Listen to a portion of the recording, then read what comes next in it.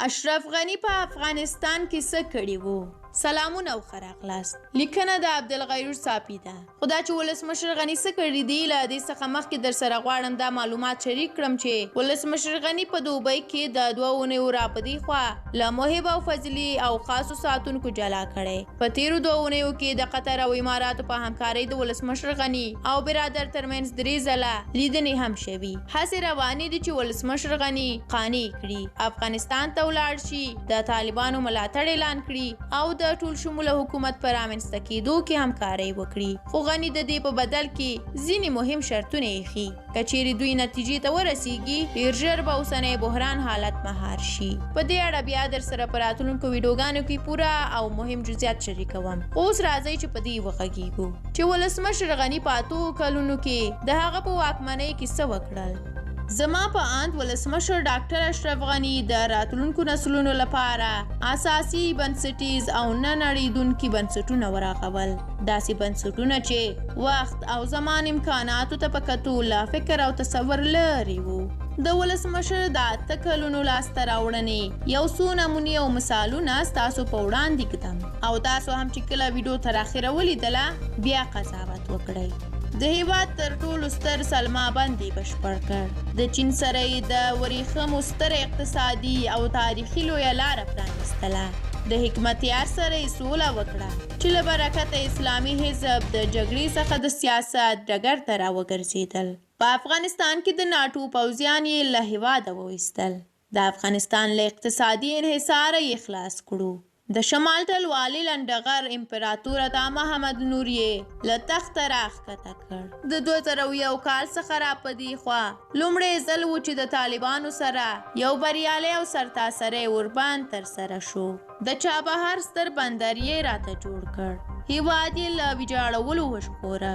د حکومت چارواکو په ټاکنه او ګمارنه کې د پارلمان د وکیلانو لاسوهنه یې تر ډېره ختمه کړه. غالۍ اوس د افغانستان په نوم نړۍ ته صادریږي. د ارګ له فیسبوک پاڼې په پښتو ژبه لیکنې خپرېدې. له هند سره یې د هوایي ټرانزیټ پیل وکړ. سروبي کې د برق دریم فاز پر جوړولو سره پاکستان ته د وړیا اوبو ورتللو کمښت او بندېدل. د کمال خان بند پر جوړولو ایران ته د مفت اوبو ورتللو مخنیوی وشو. د هرات زعفران یې په نړۍ وپېژندل. د سوداګرۍ په برخه کې یو شمېر هوایي دهلیزونه پرانیستل شول او له برکته یې د افغانستان سوداګریز توکي له هیواده بهر ولېږدول شول. د کابل بانک غله یې ونیول. امریکا یې دې ته مجبوره کړه چې د پاکستان پر ضد پرېکنده دریځ خپل کړي او دغه هیواد تر فشار لاندې راوړي. هی جلغوزي به اوس پاکستان په خپل نوم خارج ته نه صادروي.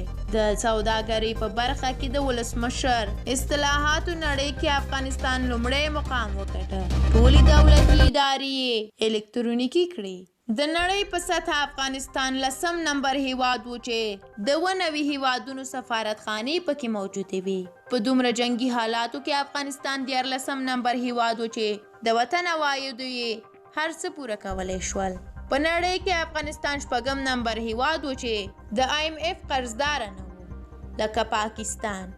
په نړۍ کې لومړی ولسمشر محمد اشرف غني و چې د 1188 دیني مراکزو مساجدو یې په 2 کلونو کې آباد کړي وو.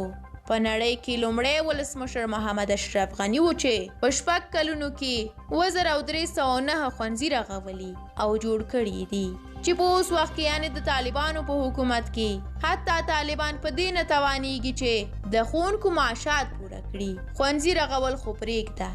افغانستان په نړۍ کې لومړی هیواد و چې په سختو جنگي حالاتو کې اقتصاد ورځ تر بلې د قوي کېدو په طرف روان و.